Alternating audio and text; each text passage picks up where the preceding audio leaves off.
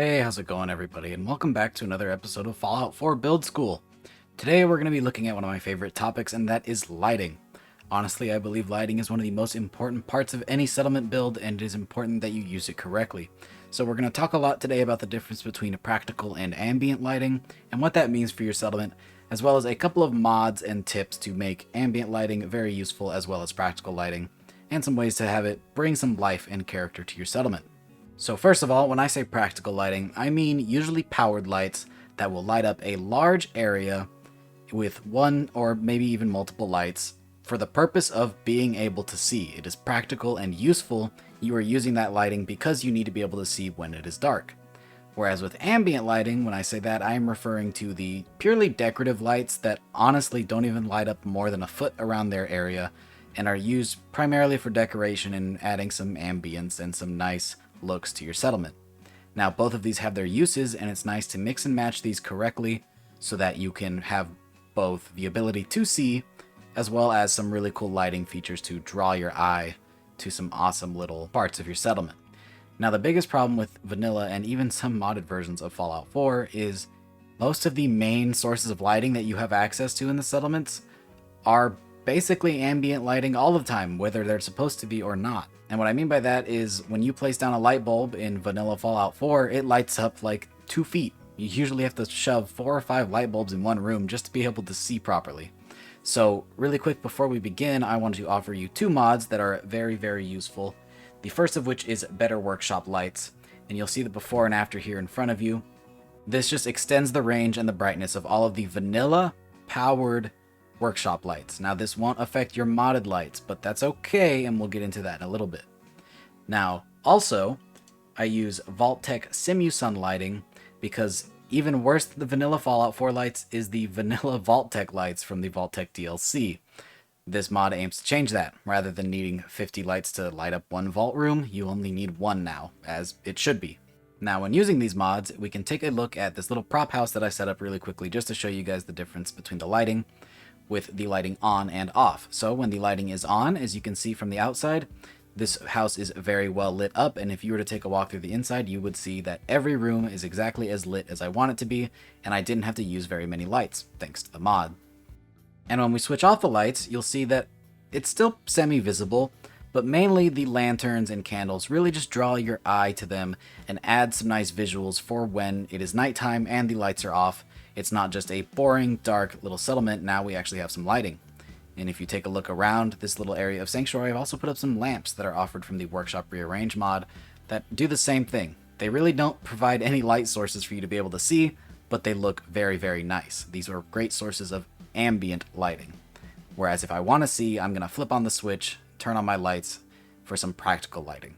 Now, when it comes to using ambient lighting, I prefer to use it in exteriors or windows of buildings if you have mods that add windows, because this is a nice way to show that there is some light in the house, that somebody does actually live there, and that they might need a little bit of light to see. So when we have a nice little table on the outside here, we can drop a lantern, which is actually available in the base game if you have the DLCs. Or if we look at the windowsill, we can throw some candles in there, or even some of the lanterns that come from the Far Harbor DLC, which are really nice as they add a lot of color.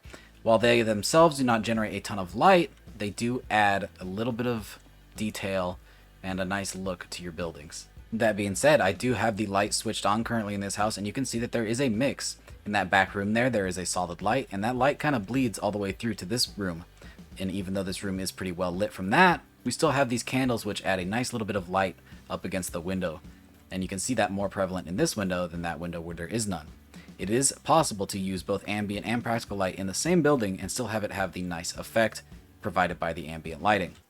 So I would strongly recommend the use of both ambient and practical lighting, especially with incorporating power switches into your builds. Now, switches and wires can be ugly, so I would also recommend picking up the Workshop Power Pack by Spiffyskytrooper, which adds these nice wireless power boxes that you just slap in, you activate, and it turns your lights off. And now we only have our ambient lighting for whenever we want those nice dark rooms with just a little bit of light coming from the candles and lanterns. And then if we want the power back on, we just slap it back on. I think the use of switches is a great idea, as you can turn the power off and on at a whim, And not using wires by using something like the Workshop Power Pack will help on frames with having all those wires strung around everywhere. And you're going to need the frames if you incorporate a lot of ambient lighting. Now, another thing we can do that's really cool with the use of switches is using timed switches. So if you have a long hallway like this, like let's say you're building in a vault, rather than having all the lights flip on at once, we can do a time delay. Using a timed switch and lighting can create some really cool effects in your settlement. Rather than them all flipping on at once, it slowly lights up the hallway, one light at a time, thanks to these time switches that we have up here on the top. And I believe that those can also be configured via a terminal if you want them to flip on a little bit faster or even a little bit slower. I think you can also create some loops that the lights are flickering if you want a place that's maybe a little bit dingy and run down. Now, when it comes to the lighting that is available in Fallout 4, everything that you've seen in this building here is lighting that is available in the base game, at least if you have the DLCs. This lantern, the lamps, the candles, the lights, all are available in the base game. But there are some great modded alternatives. If you're as simple as just using Workshop Rearranged, you have these nice new hanging lanterns. And as a matter of fact, there are a few versions of them. If we head over to the decorations and lighting section, we have just the regular hanging lantern, which is actually a little bit brighter, I believe, and it has a nice lens flare. And you can hang that in just about any one of your rooms, and that will provide a little bit of ambient and also some practical lighting, because it is rather bright. You'll see if we turn it off here, well, maybe not bright enough to light up a room, but it is definitely brighter than a lot of the other ambient lights that we have. Maybe a single wide room could use a lantern as opposed to an entire lighting and power setup.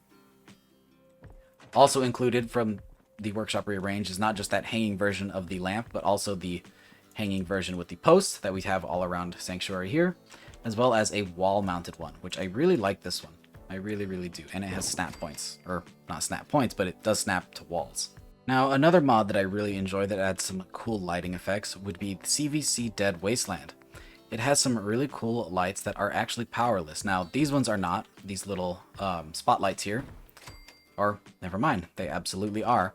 And they drop a really cool beam of light, which is unique to any of the vanilla items in Fallout 4. Even the security ones from the Automatron DLC, I don't believe have lighting quite like that.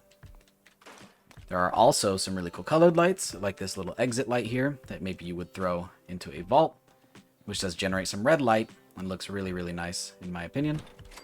We have a lot of really cool fluorescent lighting options, like this wall-mounted one that you can throw on the side of a wall. And again, none of these need to be attached to power. It looks like they have their own little battery boxes there. I really like these for garage lights. There is a light similar to this one in the base game of Fallout 4, but honestly, I just prefer this one.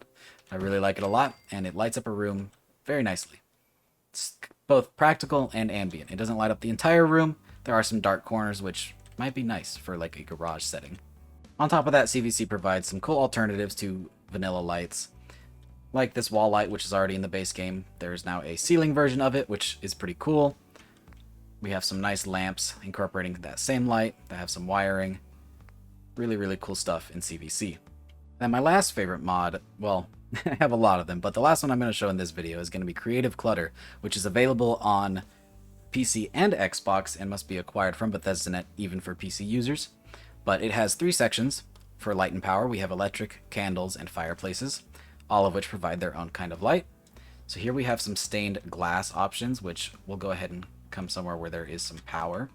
So we have some stained glass lamps in different colors. We have red here, and then the rainbow, and then the bluish green color, all of which give the very white hue of light, which, if that's your thing, is definitely one for you. I know a lot of the vanilla lights typically do a yellowish hue, but if you want a bluish white hue, then the Creative Clutter has some really good options, and some really nice designs with these stained glass lamps. There's also different shapes. We have a longer stained glass lamp here. We have some hanging lamps, which are really cool.